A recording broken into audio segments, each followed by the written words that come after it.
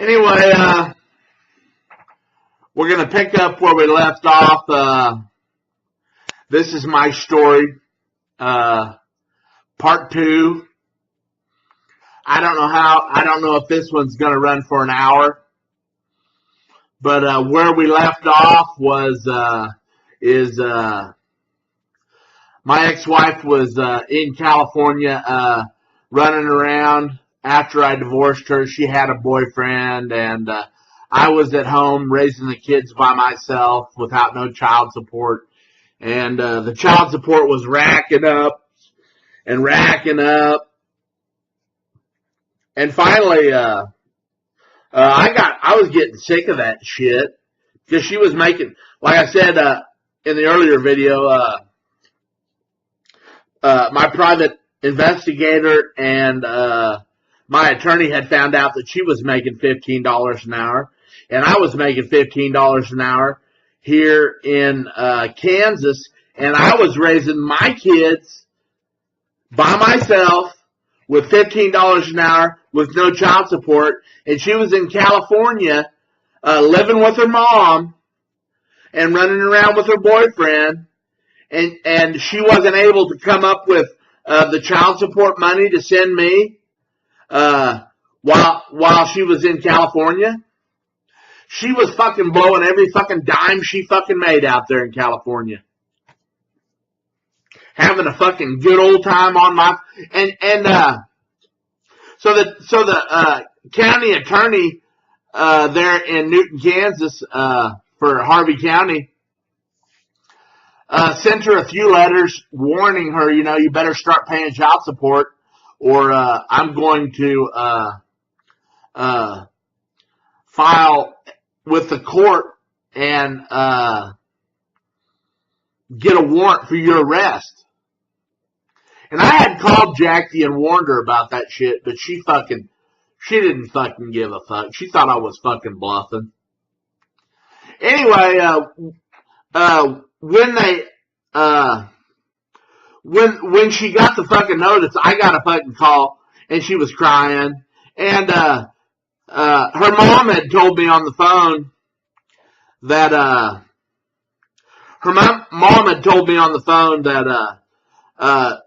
she bought some Christmas presents for her boyfriend out there, and she bought them at Walmart, and the motherfucker turned his nose up at him and was like, fuck, you buy me a fucking gift from fucking Walmart?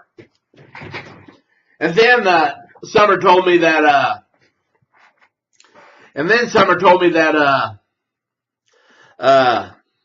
she had a low tire on her car. And this is another thing. See, I had already bought Jackie a pretty new fucking car, a 1996 Ford Taurus station wagon, and this was right after my son was born. So the car was 2 years old, 2 or 3 years old, 4 years old when she took off, but it didn't have that many miles on it. And it was a damn nice rig. It was tricked out.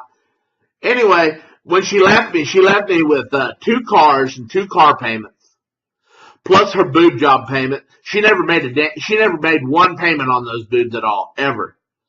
And I had credit people calling me, harassing me, and telling me that I had to pay for these boobs and all this shit. And I even got a judgment against her in the divorce, where she was supposed to pay me $10,000 for those boobs, and all the other debt that we had, that we were in debt together with, is the reason why I got the house. And so anyway, when she went out to California, she was like, just left me with the fuck. She just picked up and left. I had these 2 cars, and she goes out there and buys her a fucking new Volkswagen Jetta. Actually, she leased it. Got a Volkswagen Jetta, and said, fuck you, and anything, basically just fuck you. So anyway, I get a call right after Christmas of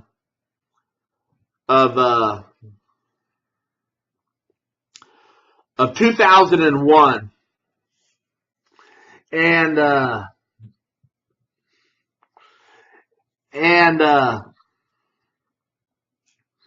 it was in January or February, I'm not sure. And she's crying and telling me she's sorry and she loves me. And then she even was she was so fucking unsure of herself because she knew what the fuck she did. And I told her that what her mom said. I told her that her mom told me what she was doing out there. And she was calling me at fucking work all the fucking time and fucking, boo, boo, boo. Anyway, I know this story has meaning, okay? This story has meaning. And the reason why I'm telling it is because I'm laying the groundwork for why I did the Marine Corps dance. But anyway, I had been working for this boss that told me, he didn't give a fuck if I had to take time off for my kids. Steve Dorlicott. He didn't care if I had to take time off for my kids or what I had to do. Just take care of your kids, and if you can work overtime, if you can work to make up the time that you missed, do that. And I had a pretty good situation.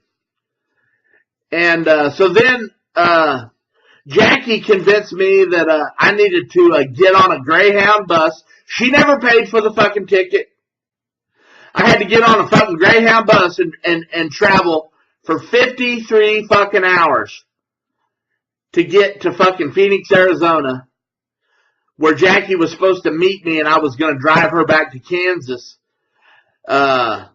because she was too scared to make the trip on her own. So I did that, got out to Phoenix, Arizona, met her, had a goatee because I was trying to find myself and everything. And immediately, she didn't like that fucking goatee, and she said, "You need to shave that." But when we got to the hotel room, she didn't. Yeah, when we got to the hotel room, she did not want to have a sexual relationship with me at all. She said it made her feel dirty. Fuck. All right, whatever. I guess I've been faithful for a year and a fucking half, and I had chances to fucking mount some different women, but I never did.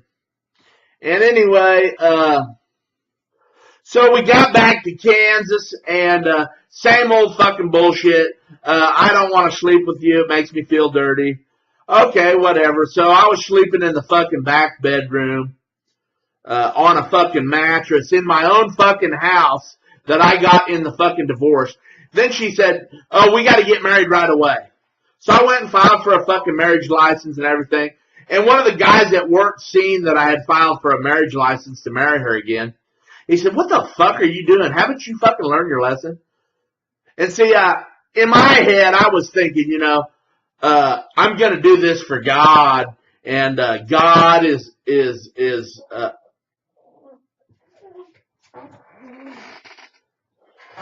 and God is going to use me as a example of somebody who can forgive and everything. But anyway, Jackie was looking for work, and she found work at the Tall Grass Country Club in Wichita, and she was working as a waiter or whatever they do, whatever they call the waiters on the golf course.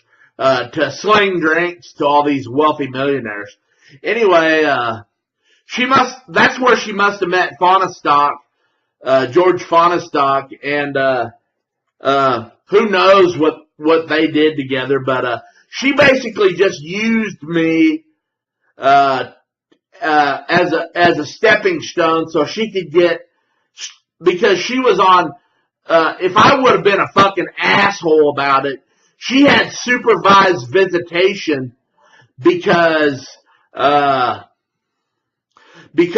she kidnapped my kids and ran off to California.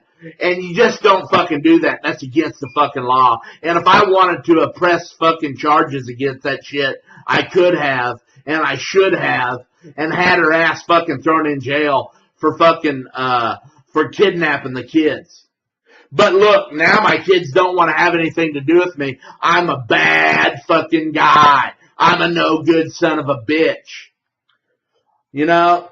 So anyway, I got tired of the bullshit, and I told her, you know, you need to get your own apartment. This shit, whatever. I'm tired of this shit. I'm tired of sleeping in the fucking back bedroom. And she calls her grandma out in New Jersey. This is her Nana Lamb, who was a wealthy woman.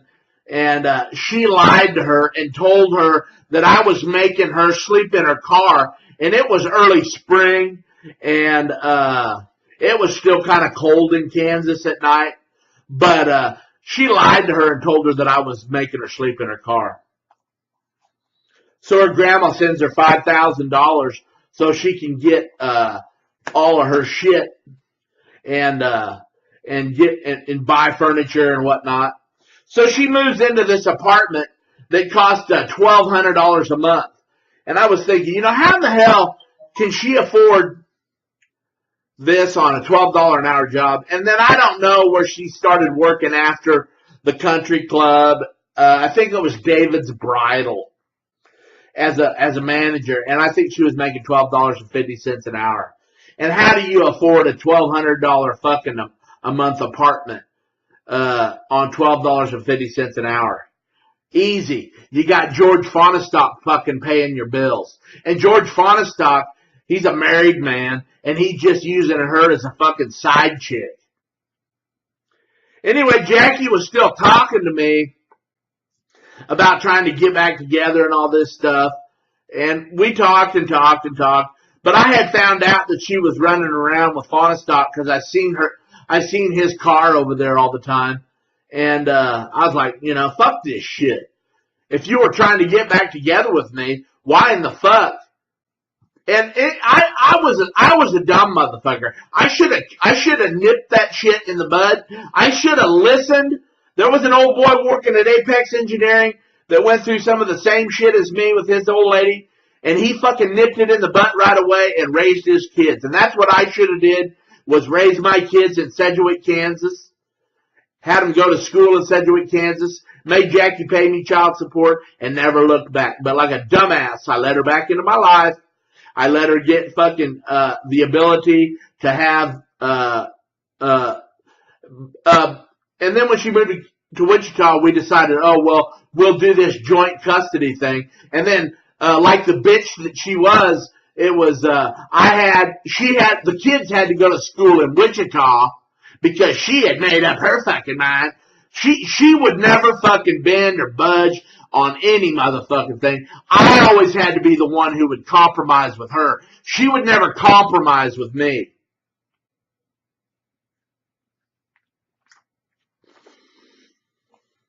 So anyway,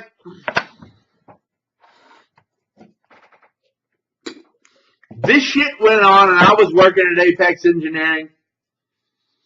And Steve Dorlicotti got forced out of the company.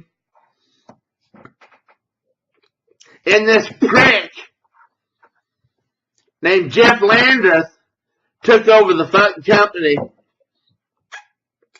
And he got his daddy, who didn't know a fucking thing about maintenance or being a millwright, but yet he's going to be in charge of the fucking maintenance department at Apex Engineering. All he was a fucking glorified fucking teacher that came out of the fucking Oklahoma City school district, and he was good with pushing fucking paper. So I guess that made him qualified to be a fucking maintenance superintendent. Anyway, fucking Larry Landreth, he was about 65 years old. And he decides that he's gonna make some changes, boy, and people are gonna start towing the fucking line around Larry. Larry. And, he's constantly dragging me into these goddamn meetings, and he's talking about a bunch of fucking bullshit that doesn't mean two fucking pinches of fucking shit. And he's constantly got all this fucking stupid ass shit. And OSHA had come down hard on fucking Apex Engineering because they had about 4 fucking accidents. Wham, bam, bam, bam, right in a row. And I had warned Jeff Landreth. I came up to Jeff Landreth one time when I was when I was getting that fucking Plant 3 up and running all by my motherfucking self without a fucking helper. And the helpers that they did give me were fucking useless as fuck. Couldn't even run a fucking grinder. One motherfucker they got didn't even know how to fucking run a grinder right. And then Jeff Landers got his son, his 18-year-old son, and he told me to be hard on him. And I said, that's about a bunch of bullshit. I'm not going to be hard on the boss's son because I'll get turned around and it'll end up fucking impacting me fucking negatively.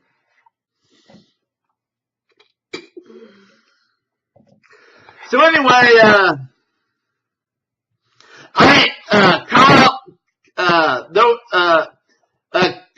was in charge for a while, and he put I used to do a lot of my work over at Plant 3 because there was a lot of space for me to build the shit that they wanted me to build for them.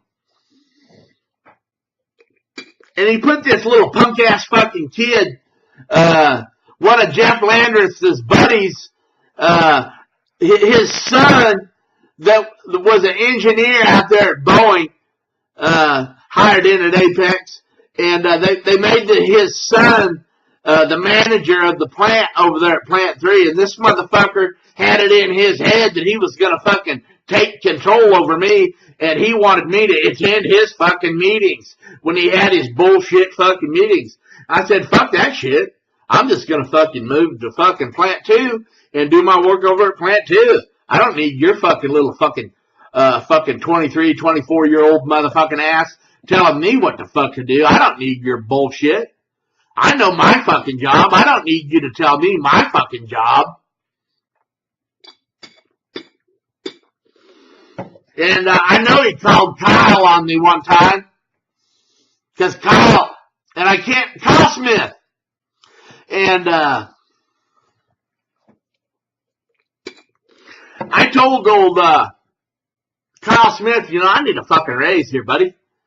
I've been working, and this was about 2003, and I said, I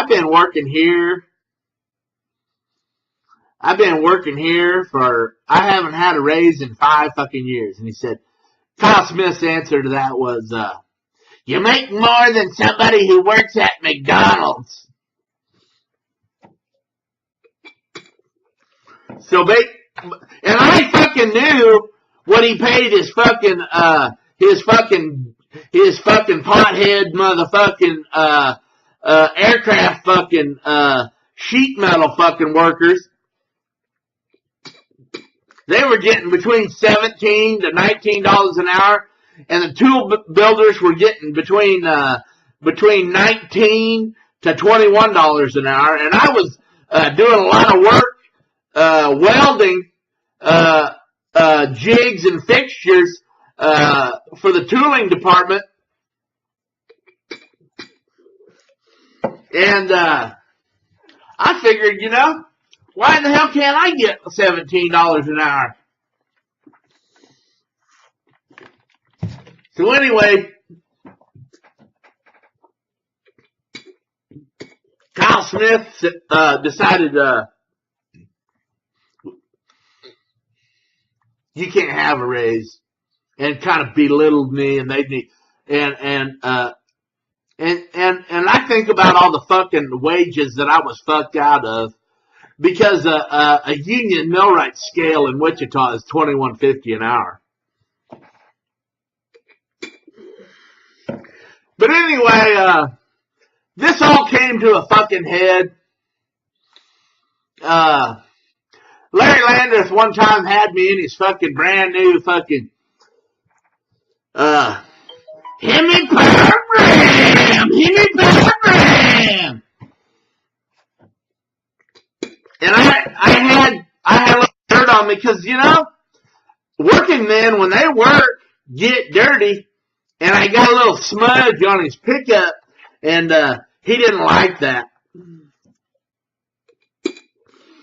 And he started acting funny because I think he smelled liquor on my breath. I always made it to work on time. And he didn't have enough balls to say, I don't want you coming in here with liquor on your breath. Anyway, I was taking I was picking my son up on my lunch hour and taking him from preschool to the daycare. And I couldn't quite, sometimes I'd make it in 30 minutes and be in there to clock back in. And sometimes I'd be 5 minutes late, depending on the lights and if I caught them right. And Jackie was fucking using the fuck out of me when she was working at David's Bridal and she had to work late at night and stuff. She'd have me come over to her house and babysit the kids over at her house and shit. And I was fucking falling for that crap because I was still trying to work things out. But that's just me being a dumbass. So anyway, in May of 2004,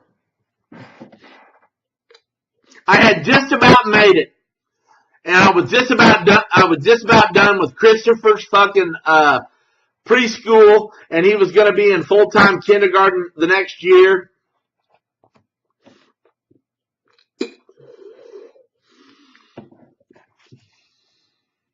But Larry calls me into his office, and he wanted me to sign this fucking bullshit, and he told me I was fired. And I said, Larry, I ain't signing a motherfucking thing.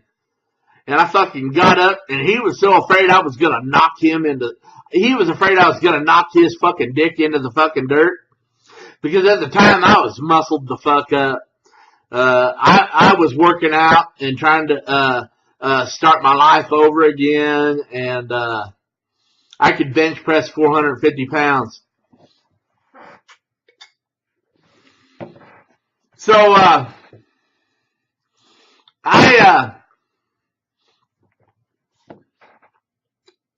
went over and got my tools and cleaned out all my tools and put them in my fucking vehicle and went home. And they paid me for the vacation time that I didn't take. 2 weeks of vacation. And Larry told me when he fired me that he's gonna withhold my fucking unemployment. He was gonna be a dickhead and withhold my unemployment. So I had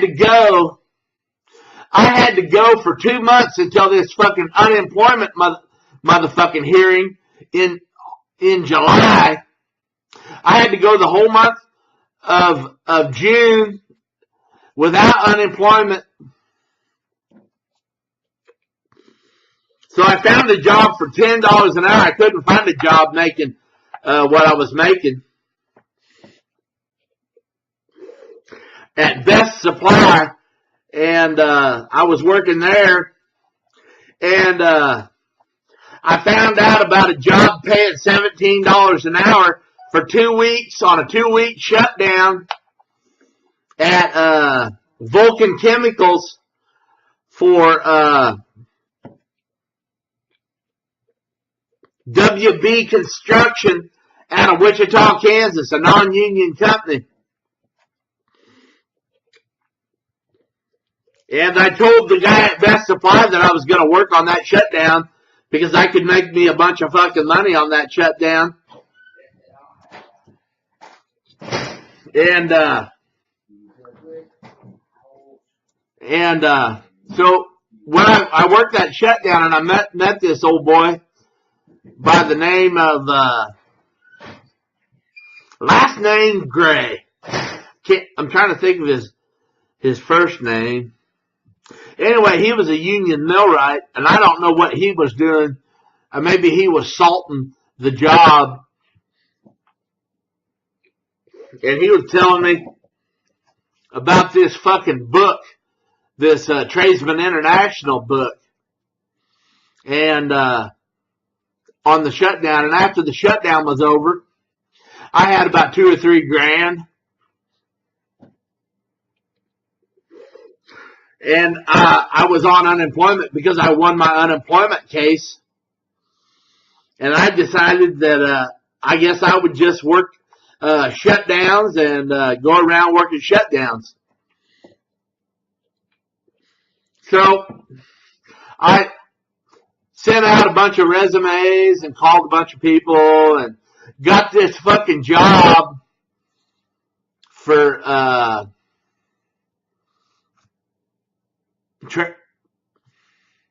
industrial tradesman in Azure, Alabama at Lock 19. Putting new lock doors on where the river and the dam, you know, where the barges go up and down the river, and they come into the lock and get lowered down and go down the river some more. That was a 6-week shutdown, and I was making $19 an hour, and I made $10,000 working 7/12s and moneyed up pretty fucking good. Then I come back to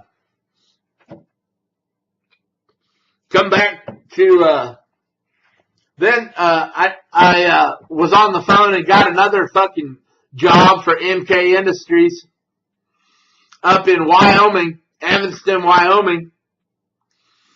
And they wanted to hire me on full time up there. And they were non-union, even though they were hiring fucking union iron workers as millwrights to work on the wind turbines, service and maintenance. And if I wanted to hire in full time for Vestas, I had to take a pay cut from $19 an hour down to $15 an hour. And I said, no, I ain't doing that. I want to work contract. I'll work here until the contract is up. Anyway, after I told them that, about a month later, they decided to end my contract, and I came back to Wichita, had plenty of fucking money, back on unemployment, and I was looking for my next gig, and my cousin Jacob, he's a union millwright, and he told me to go see Gary Trioni of Carpenters and Millwrights Local 201 out of Wichita. And I went down there, and this was in the spring of 2005, around March. And he set me up on a turbine job out in Dodge City, Kansas. So I joined the union, went on this turbine job, was a pretty good job, working 6/10s, made a bunch of money there.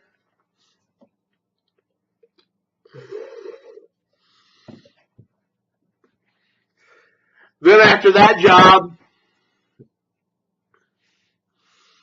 the union didn't have no more fucking work. And I needed to stay employed. So I cheated on the union and took a job with Tradesman International and went out to Windsor, Colorado, at a bottling plant where they made bottles for Budweiser. And it was a brand new construction job, and I was working for Consolidated Equipment.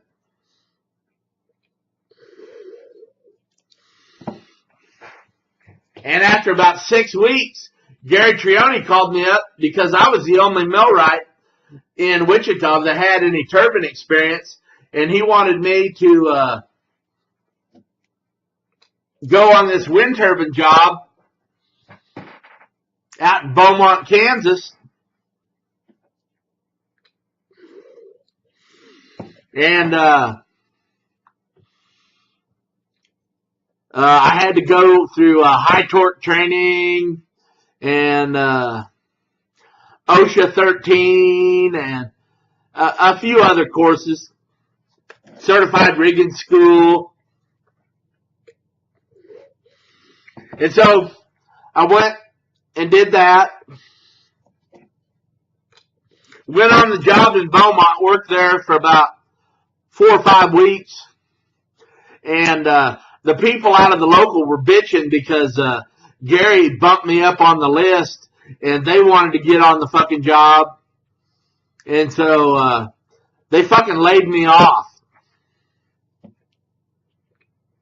I guess, whatever. Didn't set well with me, so I said, fuck the union. And I got a call from Wanzik Construction a couple weeks later, and they wanted me to go out to Goodland, Kansas, and work a maintenance contract out there for $19.50 an hour and $50 a day per diem. So went out there for about 4 weeks, and I could see that because one of the hands before me that I ended up working with up in Brookings, North Dakota, at an ethanol plant for Wanzik a little later on down the road, had told this fucking plant hand how much money he was making, and those motherfuckers at fucking Goodland ADM out there in Goodland, Kansas at the fucking sunflower seed plant were jealous, and they didn't have enough fucking balls to form their own fucking union. So what do? They make life rough on me and Wade Haynes. He was my supervisor out there, and it was just me and Wade, and they were making it rough on us, making us run a broom and all this stuff. And I got tired of that fucking bullshit, and I got a fucking call for a job in Wichita working at the Boulevard Brewing Company in Kansas City, Missouri. And it was a Tradesman International job. So I fucking drugged the fuck up out of fucking Goodland, Kansas at the ADM plant. I drug up and went to and worked in Kansas City, and was staying with my cousin Jeff Bailey, and I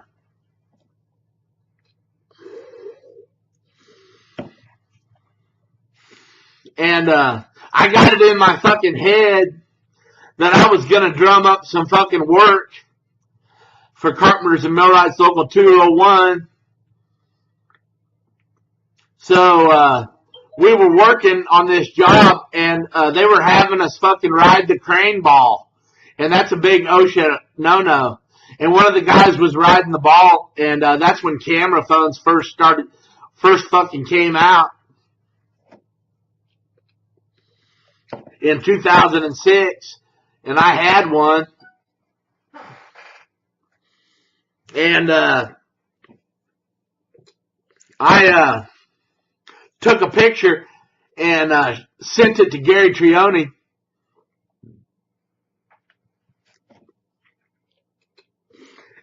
And a little bit later, I heard the boss say, "They fucked me! They fucked me!" And I laughed my fucking ass off. And that was working for a company called True Circle. He used to do a lot of his work. He used to do a lot of his work in McPherson at the refinery. I can't tell you the name of the old company that he had, but that company went bankrupt and he started a new company, and that new company was True Circle. But anyway, I thought Gary Trioni was stabbing me in the back, just like he stabbed me in the fucking back out there in Beaumont. So I started talking to Carpenters and Millwrights Local 1529. And I didn't tell him who I was right at first. I said, I'm working right under your fucking nose, dude. I'm working here as a millwright at Boulevard Brewing Company, and I'd like to help you drum up some fucking business and form a fucking union.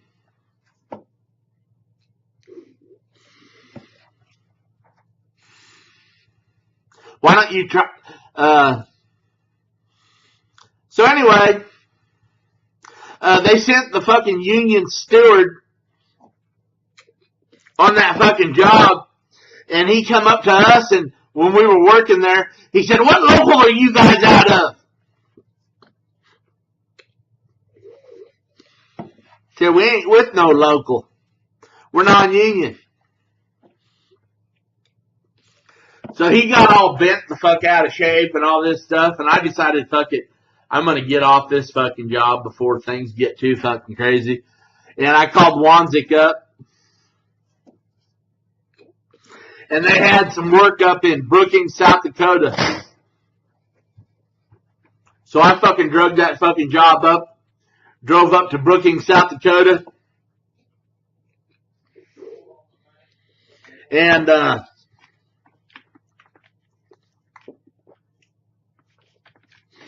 I called Carpenters and Millwrights Local 1529 in Kansas City and told them what I was going to do. And I said, they're getting ready to have a shutdown, and they need 500 fucking millwrights for 2 weeks. Why don't you load this fucking job up with union millwrights and tell them there's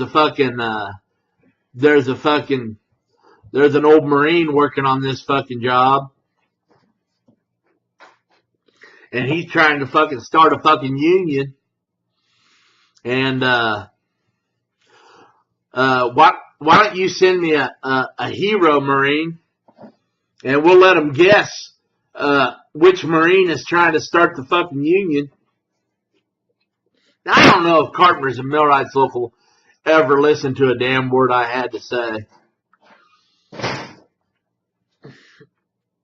And I don't know if it was just a coincidence that they sent me Alan, an old millwright from Texas, from Waco, Texas. Anyway, Alan and I started running together, and they started Wanzik. I was working for Wanzik, and every job I'd go on, I'd tell Carpenters and Millwrights Local the boss's phone number, his cell phone number, and told him to call him up and tell him that there's a Marine working on this job, and he's trying to start a union, and I was trying to get them to get the company to fire my ass. And this shit went on and on and on all across America, until one time in Indianapolis, not Indianapolis, Crawfordsville, actually a little town north of Crawfordsville, at an ethanol plant, and I was working for Blackburn Construction, and I was getting paranoid and shit,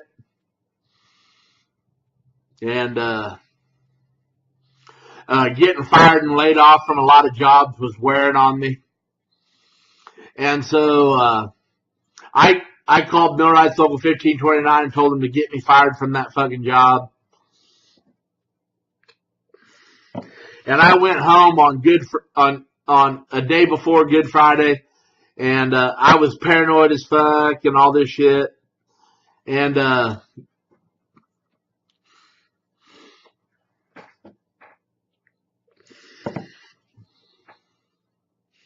anyway,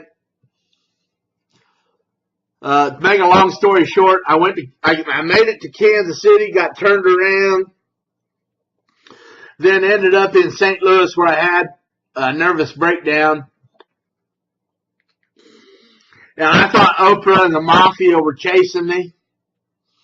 So I decided I was going to show them how to do the Marine Corps dance in St. Louis.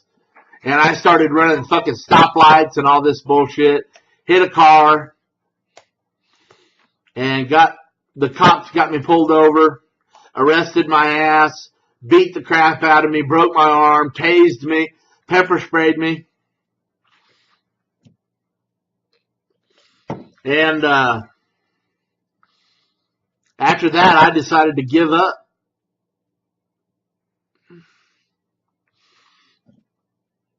So I started not calling the union for a while, and I was trying to get my attorney paid off and all this stuff, and I was still working and everything. And the VA put me on this fucking Seroquel, which made me gain a fucking bunch of weight. Because I spent time in the fucking VA hospital over that fucking gig in fucking St. Louis.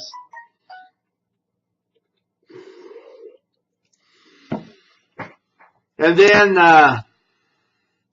I called Carpenters and Millwrights Local a couple other times on a couple of other jobs after I got moneyed up.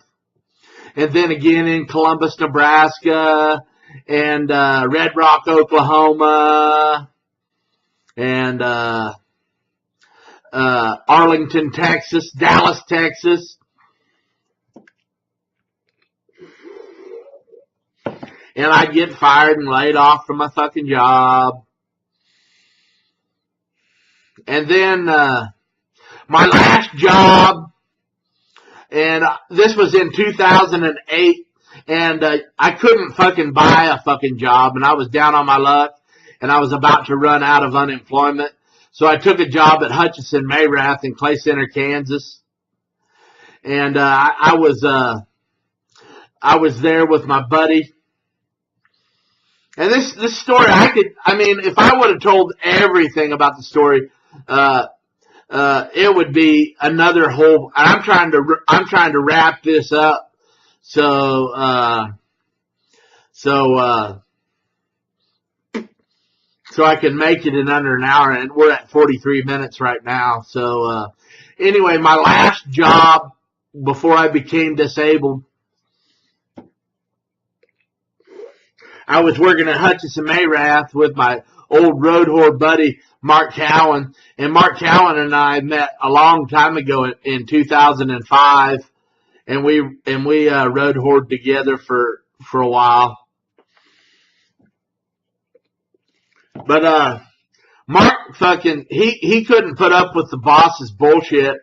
And, he quit the fucking job 2 days after, and I lasted for a week. And I called up Carpenters and Millwrights Local and told them to get my ass motherfucking fired.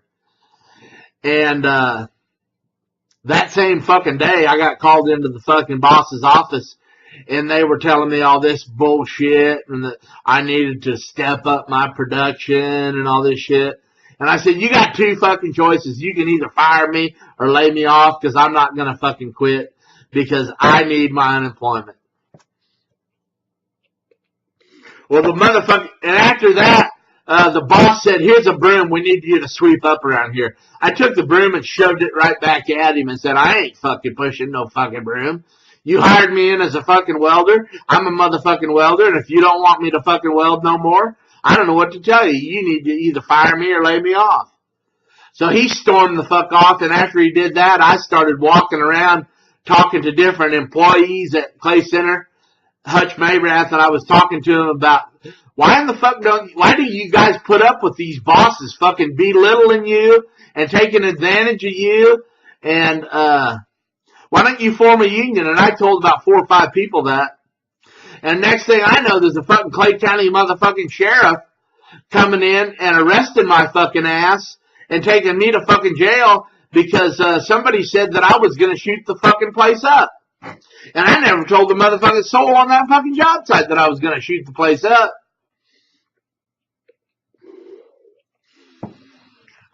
So anyway, there I was in jail again, all because I was trying to start this thing called the Marine Corps dance. And I just said fuck it. I got disabled, and I decided, God's talking to me, and I'm crazy because God doesn't talk to people. And I told the doctors at the VA hospital, God's talking to me, and he talks to me through the TV and the radio. And so they disabled me. Well, they wanted to disable me after my St. Louis gig. But basically, I've been on Facebook and Twitter for 10 years trying to promote this thing called the Marine Corps dance. And I'd like to talk more about the Marine Corps dance, but I'm going to end the video here. And that's all I got to say about that.